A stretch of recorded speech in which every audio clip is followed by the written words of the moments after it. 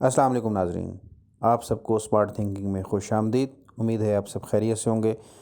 ناظرین، smart thinking ہمیشہ کی طرح لایا ایک نیا موضوع جو وقت کی ضرورت ہے، اور موجودہ حالات کے اندر ہم نے محسوس کیا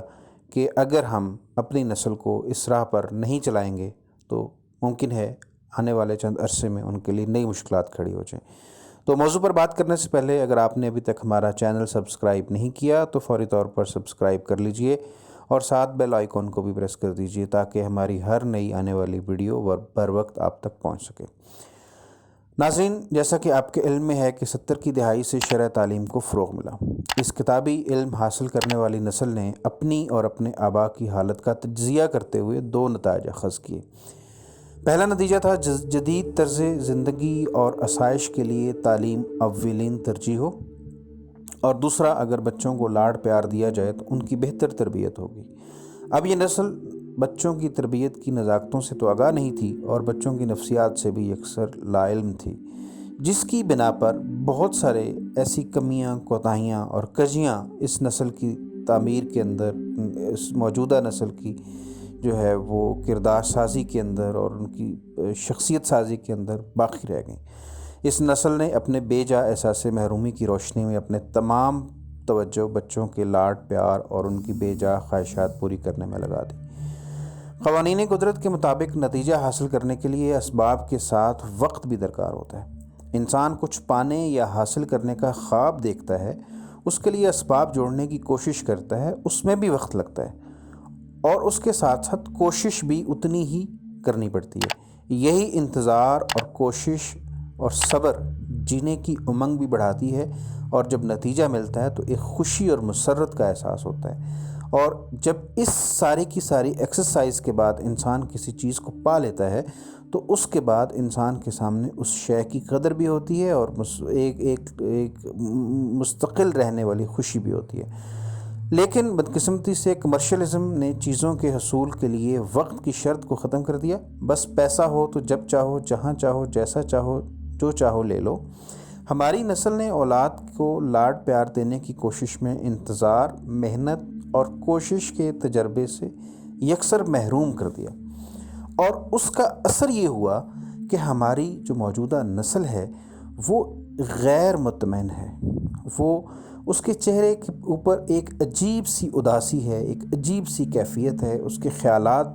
بکھرے ہوئے ہیں، اور وہ ساری سہولیات اور ساری آسائشات رکھنے کے باوجود زندگی جینے میں ناکام ہے۔ اور اسی طرح ہم نے جو اس کا تجزیہ کیا تو اس کا اثر ہمیں یہ محسوس ہوتا ہے کہ مطلوبہ شے مل جانے کے بعد اس کی کشش ختم ہو جاتی ہے۔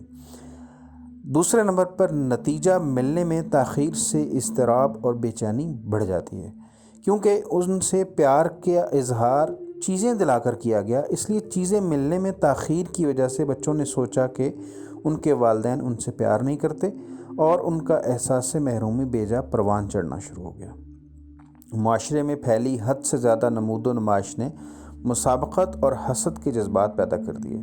ان سے پچھلی نسلیں ناظرین پڑھنے کے ساتھ گھر کے کام کرتے تھے۔ گھر کے اندر چونکہ ہمارے معاشرے کے 70% افراد کا پیشہ زراعت ہے، تو بچے اپنے والدین کے ساتھ زراعت میں ہاتھ بٹاتے تھے۔ اگر کوئی کاروبار کرتے ہیں یا جانوروں کی دیکھ بھال کرتے ہیں تو بچے ہمیشہ اپنے والدین کے ساتھ شانہ بشانہ ان کی مشقت میں شامل ہوتے تھے، جبکہ نئی نسل کو اس طرح کی کسی قسم کی کوئی تربیت اور تجربہ حاصل نہیں ہے، حتیٰ کہ ان کو گھر کے چھوٹے چھوٹے کام بھی نہیں سونپے جاتے، جس کی وجہ سے وہ عملی زندگی سے مکمل طور پر کٹ کے رہ گئے ہیں، اور خوابوں کی ایک رنگین دنیا بسائی ہے جس میں منہ زور خواہشیں، تن آسانی، بے صبری ہے۔ تو ناظرین، ہمارے خیال میں موجودہ نسل کے اندر جو بے اضطرابی ہے، جو بے سکونی ہے، اور تمام کی تمام سہولیات میسر ہونے کے باوجود بھی وہ اگر خوش نہیں ہیں، تو اس کے پیچھے ہمارے گھروں کے اندر، ہمارے جو موجودہ انوائرمنٹ کے اندر ان کو جو ماحول فراہم کیا جاتا ہے،